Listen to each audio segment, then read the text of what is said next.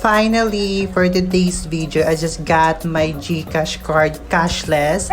At meron na nga sila mga card. Totoo ang chismis, mga mare. So, i-unbox na natin yung parcel natin. Tignan natin yung Visa card ng GCash. Ang ganda nito actually kasi you can withdraw your money using your card, using this card, Visa card, GCash. Ang ganda ng naisip nila. If meron ka nito, you can access your money kahit saan without using your GCash app, without cash in and cash out. Using this card number, you can access your money. So, open na nga natin yung card na to. Oh, kabog sa packaging sis, ang ganda niya. So, open na natin to. Actually, kinuha ko lang siya pero hindi ko siya malalagyan ng laman. Wala akong panglagay ng laman. Baka naman. Diba?